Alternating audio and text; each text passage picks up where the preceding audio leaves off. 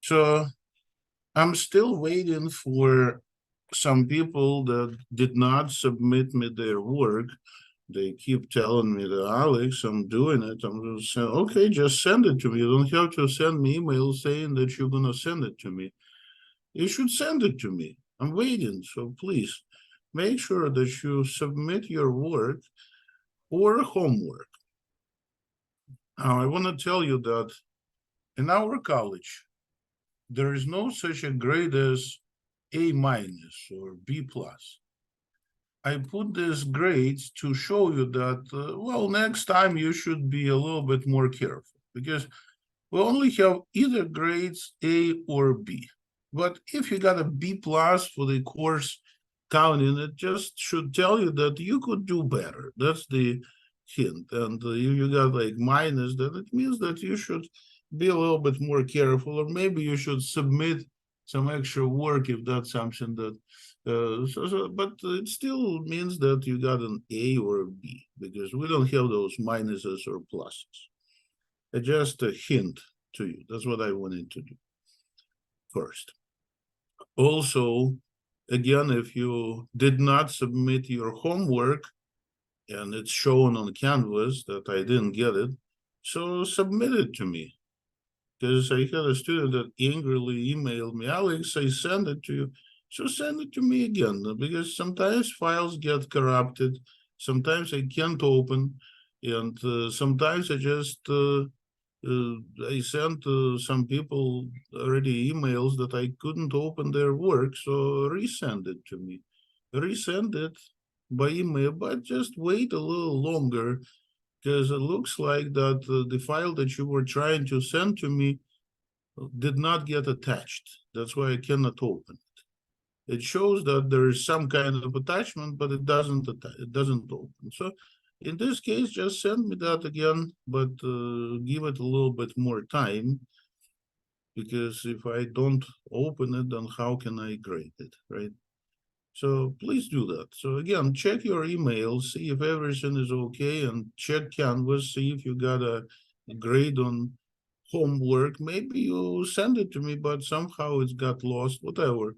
So that's not a problem. You want to make sure that I receive it and I give full credit for that. I'm not downgrading anyone because of issues that related to internet or to use some cell phone. It didn't go through. So don't need to worry about it. Just email it to me again. I'm waiting. I'm checking my emails. So that's one thing.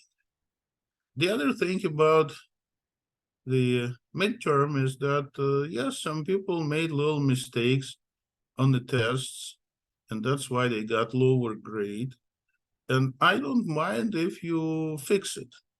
And that's what I also put on the canvas that say over weekend, don't wait for too long. Over weekend, redo this test again. The main issue was with a graph of this curve. Some people just put some kind of thing like that. It's not really a function. So some people didn't graph at all. So the question that number two that asks graph that cubic function. So you should also graph. They did all the work, but never graphed. So check out how we graphed, and I also sent you this sample of graphing in my last lectures. So check your email again. Check email. There's a couple of last lecture recordings that if you want to get better result, if you're not happy with your midterm result, I'll let you fix it. So look at how to graph functions and just do the same thing with the one that I gave you because that's pretty standard function. Most people did first problem, first three parts just fine, but some people were not careful. So again, try to redo it if that was the case and send me the whole exam. There are only two questions. It's not a lot. So if you want to redo the problems and get a better grade, then send me the whole thing, because how would I know if that's the problem that you fix? And maybe you just send me one exercise and I'm not sure if that's the one that you made a mistake. So you expect me to find your midterm and compare it. So just write it down. It's going to take not much time, because I'm sure you have your exam available, but make sure you fix these little mistakes. I'm fine with that. I want you to learn, and that's why I give you another chance to get better result. And I will raise your grade higher by 1. So let's say if you didn't do well, get C, then, well, you get a B if you just redo this exam. So I think it's a pretty good deal, right? Class, you're going to learn how to fix those little mistakes. So that's to the midterm. Now, Monday, there will be no classes. College is closed. So Monday, next week, so it'll be next Monday, no school. I don't remember how they call this day, but I think you also should have received email from the college saying that. So you can check your email. So there'll be no school, means that there is no class here as well, because there's no online classes. So it's just a day off. It's not a regular holiday. I think that's something that they designed just this semester, something new. So, well, there'll be no class then on Monday. So next time we're gonna meet on Wednesday. So you got a whole week to fix the midterm. I think that's pretty much, so it's a lot of time, right? Or those people did not submit me their work. I emailed. I sent email to those people that I'm still waiting for the results. And well, if that's a homework or whatever, so just finish up and send it to me. So that's the message. And I guess we're supposed to move on, and we're done with a couple of sections of chapter 3. We're going to use this knowledge, graphing functions, in chapter 4. And in chapter 4, they work with exponents. I'm sure that these little properties of exponents are already familiar to most people in class, such as a power of n multiplied by power of m of letter b, the same base, then we get a n plus m. That's the formula. It's very popular in algebra. Also, if you divide, then you're going to be subtracting these powers.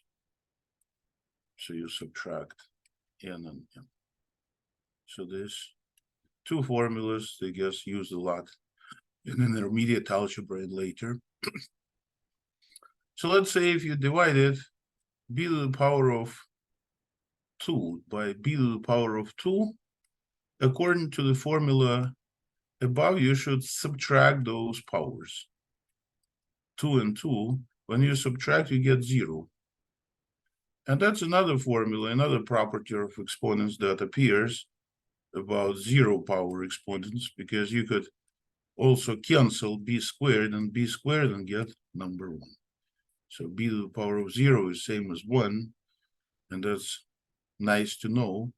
And that's the formula here, actually. That follows from second property. The formula above is also justifiable. So if you are looking at b to the power of negative n, then you could rewrite it as if it was a b to the power of, now here's negative n and 0. Because 0 really means nothing. 0 minus n is still minus n. But you could write this as b to the power of 0 divided by b to the power of n. Again, the formula above, if you subtract powers, then you divide upper by lower. And notice that b to the power of 0 is something we just worked out, it's 1. So you just left with 1 over b to the power of n. And that's exactly the formula here in this blue box. So they say it's definition, but it's actually just about justifiable pair of formulas here. Oh, another formula that is very popular is when you have a division of two powers. So when you have b to the power of n over m, then you can write it as a mth root from b raised to the power of n. And this power may be inside the radical or outside the radical. It doesn't really matter. And that's what they're trying to say here. So these are properties of exponents that I want to use today. So we're going to, I guess, just refresh how you worked out exponential exercises, and that'd be our practice for today. And those people that will be very anxious to fix their test results can do that after this, because I, again, think it's a very good idea if you actually put some time on this. So exercise number 11, that says 3 to the power of, it's kind of hard to see. Maybe I'll make it look a little bit bigger. Magnify this stuff in here. So 3 to the power of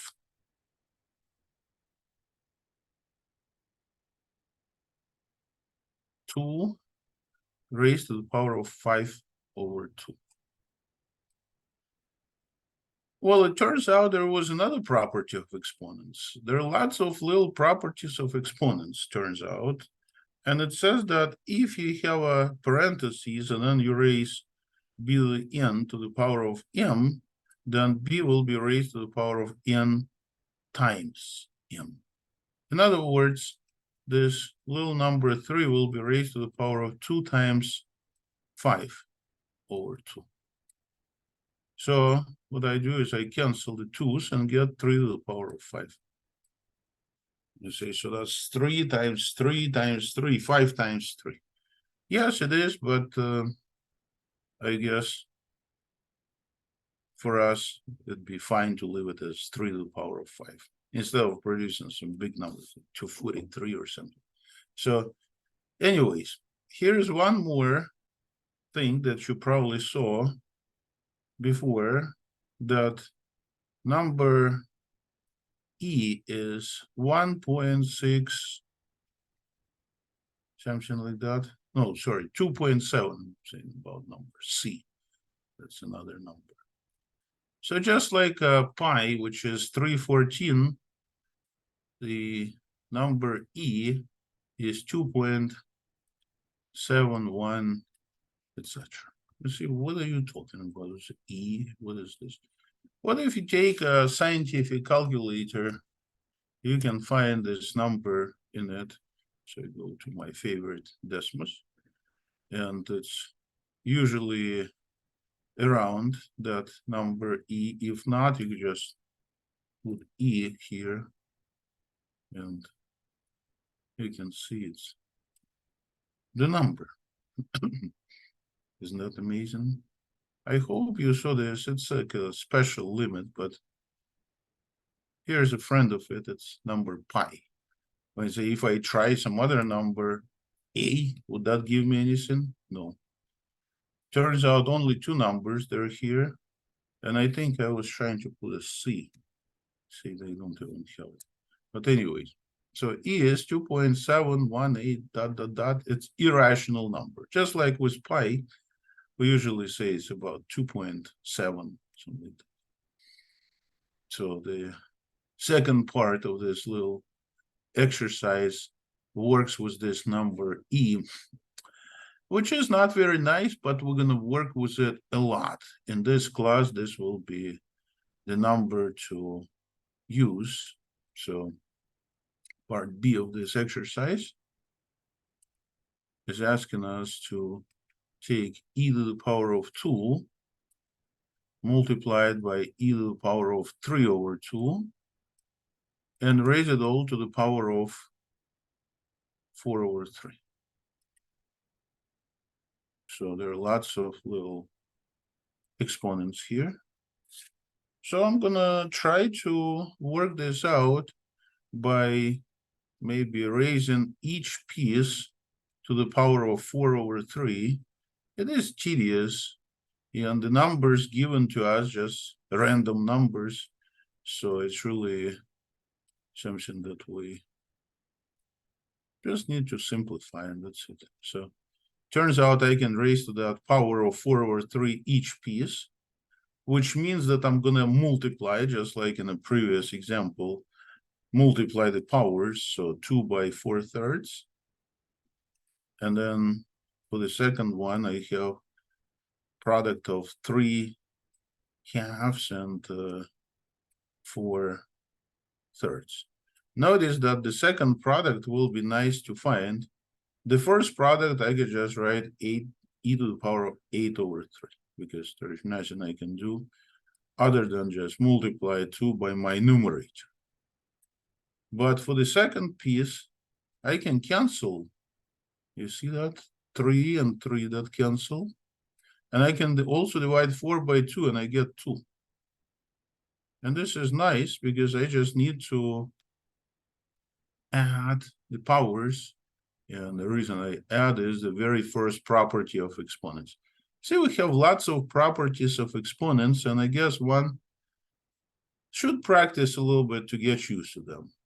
In this case, for example, instead of 8/3, I can write as a 2 and 2/3, because this will conveniently add this power of 2 with a whole part of this. So e to the power of 2 and 2/3.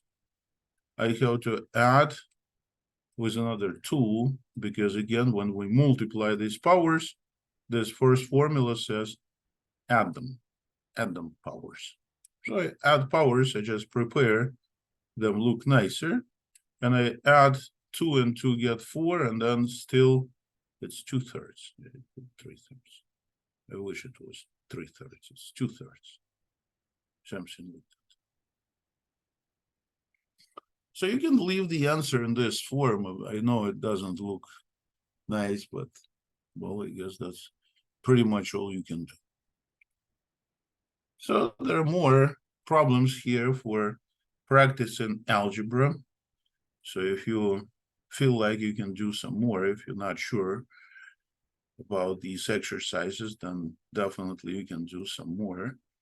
And next time, tell me which ones you want me to do. I will do them for you. I want you to try to practice.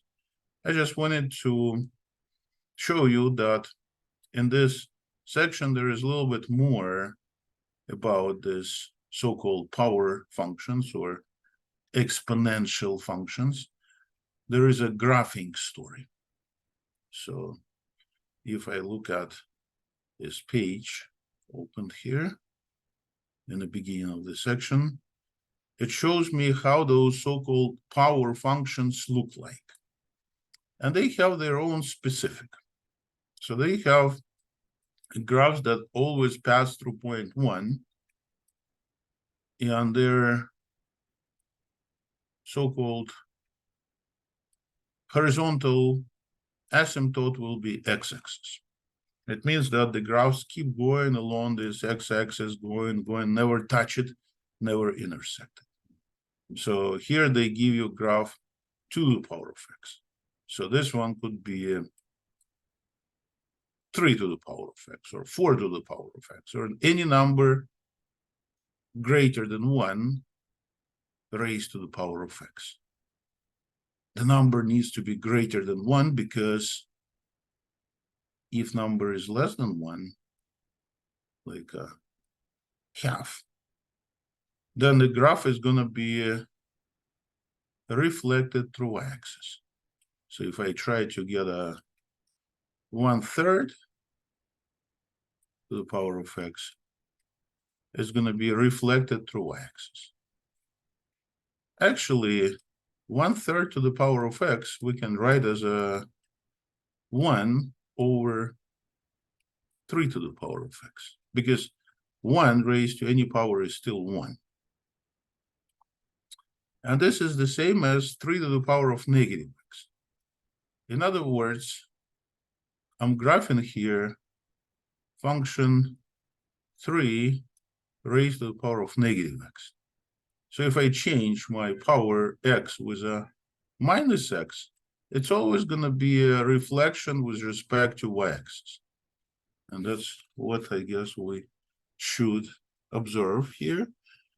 And they actually verify it by using a bunch of points. So you can see who the x they have in the table, and 1/2, they have lots of points. It is tedious. I don't want to go through the points. I just want to realize it's x change was negative x, the graph reflected with respect to this axis. And that's what they also trying to show here as well. So if they want to graph not just to the power of x, but here they have 3 to the power of x or some other number raised to the power of x.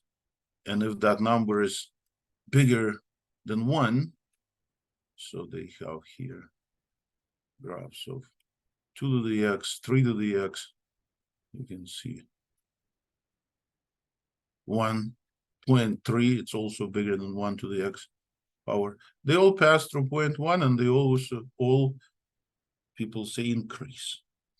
And if they take basis of exponents 1/3, 1/2 smaller than 1, then the graph gonna be going down.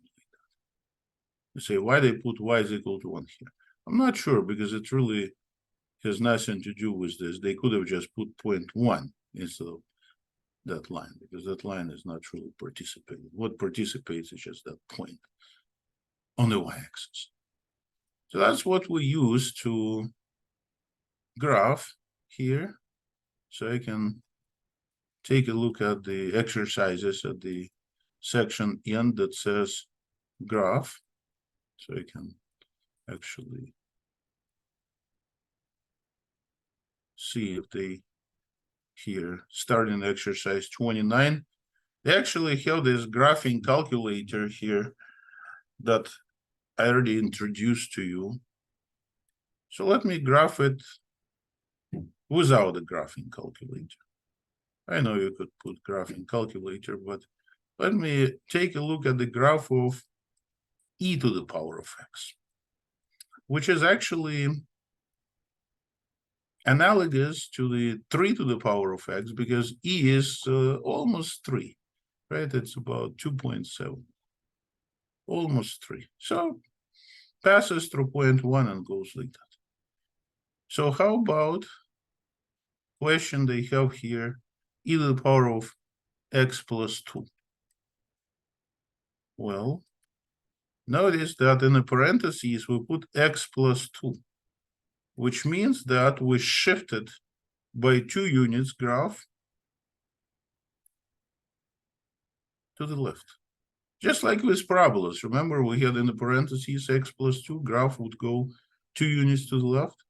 So now this point on the level of 1 that used to be here now is moved 2 units to the left. And here's our graph. Same graph, but shifted 2 units to the left because of x plus 2 that we can treat as if it was in the parentheses. So the message is same exact old ideas of graphing applicable with functions in this chapter. And in this chapter, we're going to be working with exponential functions. And turns out in the next section, we're going to take a look at their friends called logarithms. Today, I don't want to look at the logarithms. It'd be too much. I just graph a few more of these. So let's try that one. 31 says, how about y is equal to 4 minus e to the power of negative x. So let me first of all graph e to the power of negative x, which is going to be a reflection of e to the x through y-axis because of idea of previous example with 3 to the minus x and 3 to the plus x. Minus x means a reflection through that exercise. Oh, you asked for this graph, and yeah, that's exactly what I'm doing. So now, once I started, I need to put a minus in front. So I'm going to do a few transformations with this graph. And when we put a minus, the whole picture reflects now with respect to y-axis. See, reflection with respect to x-axis, you change x with minus x. And if you put a minus in front of whole thing, then the graph will reflect through x-axis. And finally, I must add 4. You can add 4 by moving the whole picture 4 units up. So how can I graph that? Well, notice there was a horizontal asymptote, x-axis. Now this horizontal asymptote will be moved 4 units up. So it'll be y is equal to 4.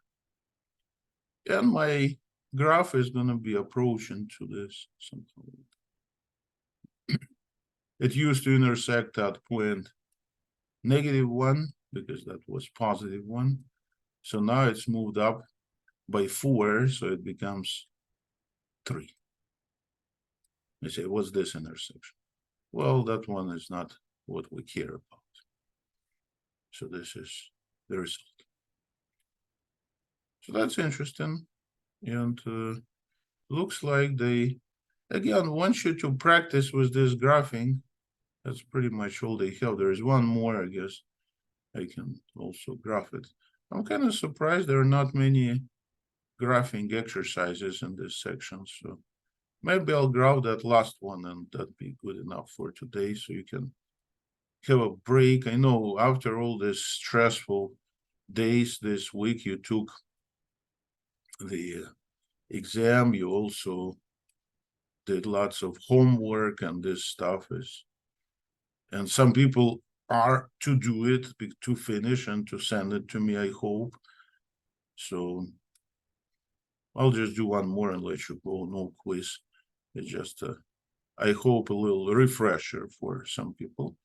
So what happens if you graph 2 to the power of x, but you divide x by 2? So what happens if you divide your x by 2? Well, let us do this. Let us graph the 2 to the power of x first. And this is going to be the graph that we already saw today, passes through point 1. So now what if you divide your x by 2? So what happens then? Well, I guess you can imagine that the graph is going to be pretty much the same, but something is going to change with its distance to the x-axis. So how can I check it? Well, the point that we used to have 0 and 1 means that when x was 0, so we get 2 to the power 0, then we had 1. So what happens when x is 0 on that particular curve? Well, I guess I need to get a little bit of a room here. And then put instead of x 0 and see what's going to happen, right? And when you say, Alex, looks like nothing is going to happen because when you're graphing 2 to the power of x divided by 2, so when x is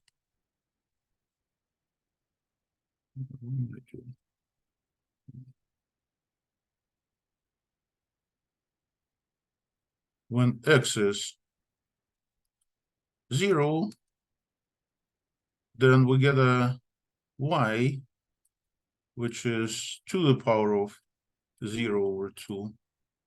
But this is same as 2 to the power 0, which is still 1. So what's gonna happen with the graph? It's still gonna be passing through point 1. Well, it's actually gonna be expanded a little bit along the x-axis, turns out. Like, for example, when you used to have point 1, there was value of 2, but now when you have 1, there will be 2 to the power of 1/2. It's like a square root. So, but I guess that's not noticeable on the graph. That's why we never actually bothered to graph these things. But it's really pretty much the same thing. And they tell you use graphing calculators, so you don't have to worry about these details. But it turns out the graph is actually changes its shape a little bit, but it's still having the same horizontal asymptote, and it still passes through point 1. So nothing really happened to main characteristics of this function. So anyways, I'll give you a break. In fact, that'd be a long break because your weekend is elongated because of Monday. And I think that's a great news because you deserve some time off from this class right after the exam. Oh, one more thing. So they will be emailing you, I think, next week, the survey about this class, because every once in a while they collect a survey for instructors. So by the end of semester, they will share me the responses of that survey of my students. So, well, it's a standard procedure, and be in your email. So whenever you receive it, please fill it out. I know it takes a little time, but try to fill it out because that'd be nice. And I guess that's all I wanted to say. So check your email. I think week 9 and 10, so next week and week after next, they will be sending you this survey related to this class. So anyways, I guess that's pretty much all for today. If you have any questions or anything related to the midterm exam, any comments, let me know. I'm open to see if you need more time or whatever. I want you to learn some calculus, and I don't want to something to stop you. So just let me know if anything happens or if anything bothers you. Just I'll do my best to help. So